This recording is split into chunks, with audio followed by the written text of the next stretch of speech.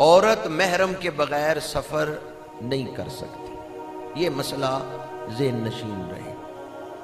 اسلام نے یہ محرم کی پابندی کیوں لگائی ہے؟ اسلام عورت کی حفاظت چاہتا ہے۔ یہ جو حکم ہے عورت کے تحفظ کے لیے ہے، عورت کی عزت محفوظ رہے، جان محفوظ رہے، مال محفوظ رہے۔ ان تینوں چیزوں کی حفاظت کے لیے ضروری ہے کہ عورت اکیلی سفر نہ کرے بلکہ کوئی محرم مرد اس کے ساتھ ہو۔ عورتوں کا گروہ جا رہا ہے، اس میں عورت شامل ہو جائے تب بھی شرعی طور پہ اجازت نہیں ہے، کوئی محرم مرد ساتھ ہونا ضروری ہے، عورت کی عزت کی حفاظت کے لیے،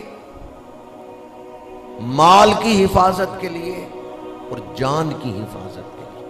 یہ جو محرم کی شرط ہے اس میں عورت کا ہی فائدہ ہے۔ بعض لوگ اس کو ایک گھٹن محسوس کرتے ہیں، بالخصوص عورتیں اس مسئلے سے گھٹن محسوس کرتی ہیں۔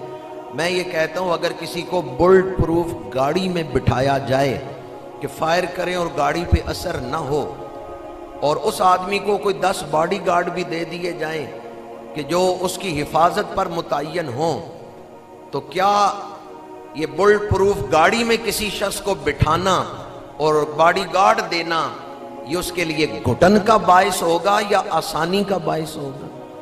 اس میں اس کو قید کیا جا رہا ہے؟ قید نہیں کیا جا رہا۔ اسلام نے جو عورت کو محرم کے ساتھ سفر کرنے کا حکم دیا ہے اس میں عورت کا ہی فائدہ ہے، اس میں عورت کی ہی حفاظت ہے، عزت کی بھی حفاظت اور جان و مال کی بھی حفاظت۔ اجنبی ملک ہے، کئی عورتیں پہلی دفعہ وہاں جاتی ہیں، آب و ہوا کی تبدیلی، بیمار ہو گئیں، محرم مرد ساتھ نہیں، طبیعت بگڑ گئی، تو وہاں دوسرے حاجی جو کہ اس خونی رشتے میں نہیں بندھے ہوئے وہ اپنے مناسک ادا کریں گے یا اس بیمار کا خیال کریں گے؟ یا پھر ازدحام ہوتا ہے، رش ہوتا ہے، اس میں کئی مسائل پیدا ہو جاتے ہیں، کئی قانونی مسائل، لمبی لمبی لائنوں میں لگنا پڑ جاتا ہے۔ اگر محرم مرد ساتھ ہوگا تو عورت سہولت کے ساتھ مناسک حج ادا کر سکے گی۔ اگر محرم مرد نہیں ہوگا ساتھ تو سفر حج میں عورت کے لیے مسائل پیدا ہوں گے۔ تو یہ بات ذہن نشین رہے کہ عورت کے لیے جو محرم کی قید لگائی گئی ہے اس میں عورت کا ہی فائدہ ہے۔ بعض لوگوں نے ایک سوال اٹھایا ہے کہ اگر یہاں سے کوئی محرم لاہور ایئرپورٹ تک جائے، عورت کو جہاز میں بٹھا دے، وہاں جدے میں کوئی اس کا محرم موجود ہے، وہ وہاں سے اس کو ریسیو کر لے تو کیا پھر شرعی طور پہ جائز ہے؟ اگلا سفر وہ محرم کے ساتھ ہی کرے گی جدے سے آگے؟ صرف جہاز میں اس نے سفر کیا ہے محرم کے بغیر، یہاں سے کوئی محرم اسے ایئرپورٹ تک لے گیا، جہاز میں بٹھا دیا، اس سے آگے پھر عورت نے سفر کیا جدے تک بغیر محرم کے، جدہ ایئرپورٹ سے نکلی پھر محرم موجود تھا، وہ اس نے اگلا سفر محرم کے ساتھ کیا، تو یاد رکھیں یہ جو درمیان والا سفر ہے یہ بھی محرم کے بغیر نہیں کر سکتی۔ کئی ایسے سفر نامے چھپ چکے ہیں، مصر کے ایک عالم ہیں، انہوں نے سفر نامے میں لکھا ہے کہ مصر سے وہ مکہ شریف آئے تو ایک عورت کو مصر کے ایئرپورٹ سے محرم نے ہوائی جہاز میں بٹھا دیا اور اس کو تسلی دے رہا تھا، فکر نہ کرو تمہارا بھائی جو ہے وہ ایئرپورٹ پہ، ایک بھائی بٹھانے آیا ہے اور دوسرے بھائی کے بارے میں کہہ رہا ہے وہ جدہ ایئرپورٹ پہ تمہارا انتظار کر رہا ہوگا، تمہیں کوئی تکلیف نہیں ہوگی۔ لیکن وہ سفر نامے میں بزرگ لکھتے ہیں کہ جو جہاز میں اس کو سیٹ ملی اس کے ساتھ والی سیٹ پہ ایک بد اخلاق مرد بیٹھا ہوا تھا۔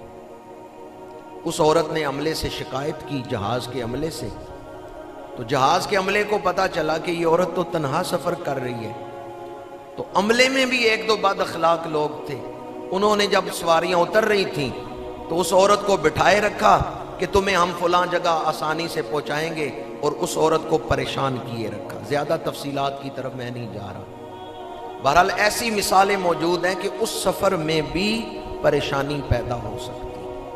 بعض لوگ کہتے ہیں کہ اس دور میں جس دور میں محرم کی پابندی لگائی گئی تھی اس دور میں اور آج کے دور میں فرق بڑا ہے. آج کل سفر امن والا سفر ہے، جبکہ حقیقت یہ ہے کہ آج کا انسان پہلے سے زیادہ درندہ بن چکا ہے، پہلے سے زیادہ بد اخلاق بن چکا ہے.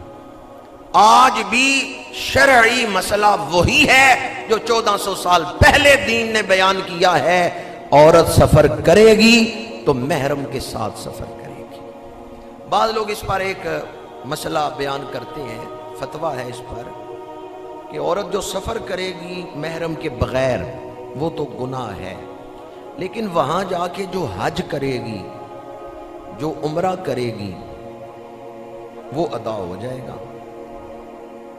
اس پر حج فرض تھا، محرم کے بغیر گئی، حج کے مناسک ادا کیے، فرض ادا ہو گیا.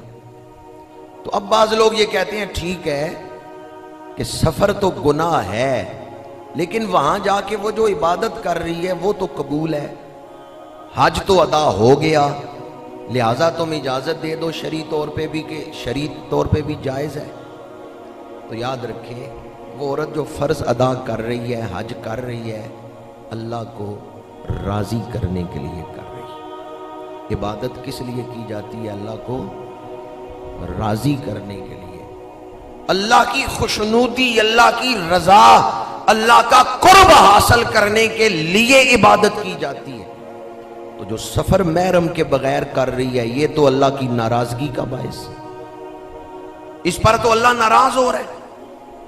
تو جب آپ سفر کا آغاز کر رہے ہیں اللہ کی ناراضگی کے ساتھ، تو اس دوران سفر میں ہی ناراضگی کی کوئی ایسی پھٹکار پڑے کہ اگلے سفر میں عورت اخلاص سے معروم ہو جائے، للہیت سے معروم ہو جائے، فتنے میں پڑ جائے اور وہ اس طرح حج ادا ہی نہ کر سکے جس طرح شریعت نے حکم دیا ہے، تو کیا پھر بھی حج قبول ہو جائے گا؟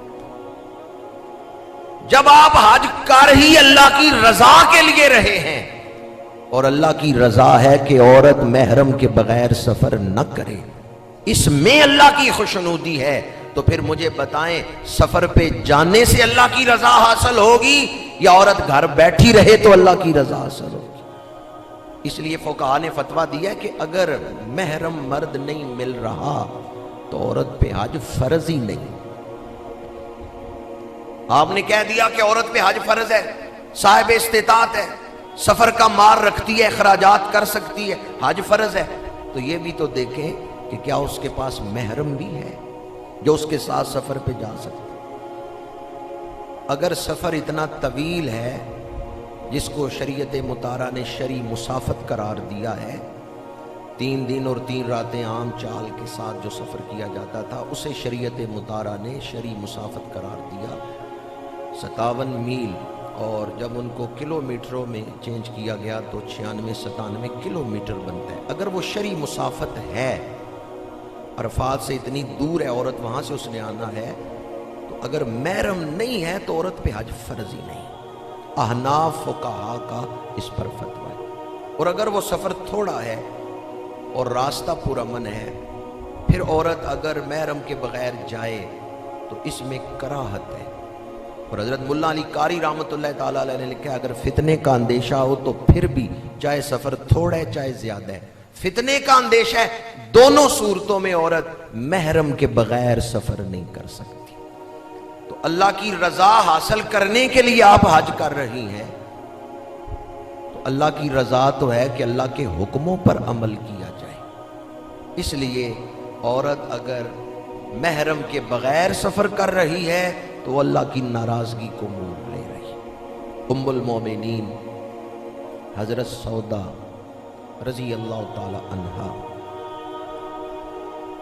آپ سے اہل مدینہ کی خواتین پوچھتی ہیں کہ آپ حج کرنے نہیں جاتی، عمرہ کرنے نہیں جاتی؟